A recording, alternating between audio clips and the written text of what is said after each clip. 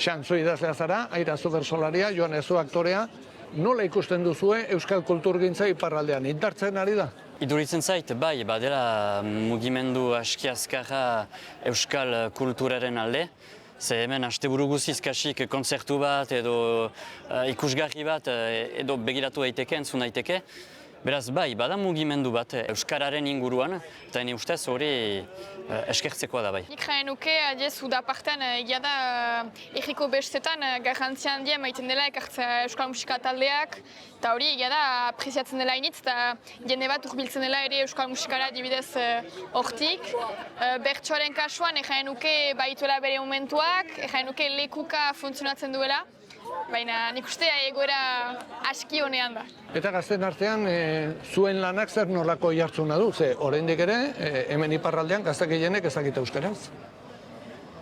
Nire kasuan nik lan egiten du batez ere etxeko txikienekin eta familiekin, beraz janen dugu iristen naizela ez, eskoletara, ikastoletara, sare sozialetan ere adibidez gazteak izanki saiatzen gira ere beste lanketa bat egiten, beste zaik proposatzen, bai bideoklipak, bai bideo bereziak, bai beste eduki mota bat, eta nik nire kasuan behintzat ikusten dut eragina baduela eta norabaitera iristen dela.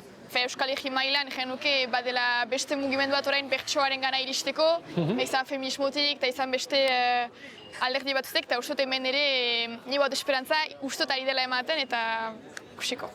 Zerbaitek pixkat kezkatzen hau. Zer? Entzun izan dut behin baino gehiagotan, abiaz irakurzalean partetik. Hainitz irakurtzen dut, baina ez euskaraz. Ez dut lortzen euskaraz irakurtzea eta ez zait gustatzen. Eta nahi duriko, euskaren munduan gauza handiak egiten ari dira, baina oraindik ere irakurri behar delarik, ezagitzeratik muga bat, baina bada muga bat. Iparraldeko sortzaile batzuei entzun izan diet kosta egiten zaiela muga gainditzea eta hegoaldera iristea. Bai, baina muga behar da euskal guziek jartzen dugu muga. Personalki kosta egin zait, bai, EAErat edo Nafarroarat joaitea liburuaren saltzerat edo irakurketa kluben ikusterat, baina nahi duriko hegoaldeko artista batzuei, ez denei, batzuei ere behar da kosta egiten zaie unat etortzea. Guk ezartzen ditugu muga horiek, guk. Ni nire kasuan gertatu izan zaitez antzesteko unean edo, nire saio bat edo proposatzea eta erantzuna izatea ez guk lehentasuna eman nahi dugu hegoaldeko jendeari. Edo hegoaldera ere joatea eta ikustea ere iparraldearekiko den ez jakintasuna, ez? Saran bizi naiz, eta hori zer da, Parise ondoan. Eta badela distantzia pixkat eta ez dakit ez jakintasun pixkat ere badela, beraz nik uste bai.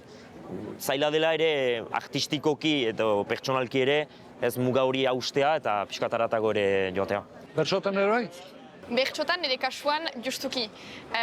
Saio konkretu batzuetan edo sarekitetan interesa da Euskal Herriko jende guziak etortzea, beraz. Justuki, iparraldekoaren kupoa bete izan dut usu, baina gero egia da leku hortan ez naizela senditu iparraldekoa. Eta aurreko belaunaldiarekiko nola sentitzen zarete? Hausle ala jarraitzaile? Aintzineko belaunaldia nik eskertzen dut dena sortu zuten, dena. Eta haiei esker ere bizi da oraindik euskara, nahiz eta egoera latzen den, baina hala ere lehenagoko artistak eta nik eskertzen ditut. Aizue, begira, nor datorkigun hemen? Itxaro Bordarekin etorri naiz. Ara! Ezagutzen duzue? Zainan itxaro, biztan dena. Izenez bai, pertsonalki ez. Nola ez dugu ezagutuko.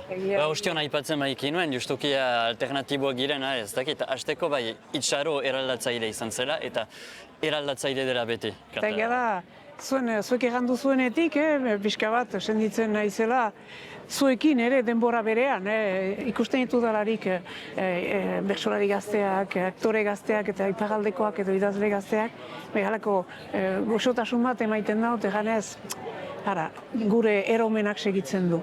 Itxaro, gazteak entzun dituzu.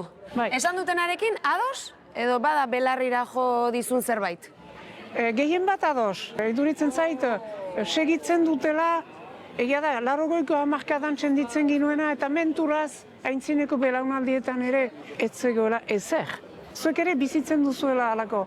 Desertu batean bezala bizizirezte, baina hala ere, desertu hori populatua da, ekintzak badira, nahiz eta jende guti, beti bada, jendea euskal kulturarentzat eta hori, nolako, baltsa horrek segitzen duela bai hitzeak, bai bertsoak eta bai antzerkiak edo klunek edo paiasoek edo. Beraz, Itxaro, badugu etorkizuna. Bai, badugu etorkizuna, biztan dena, bizia deno eta hizkuntza hor dagoeno eta gozatzeko gogo hori hor dagoeno, bai, etorkizuna badago.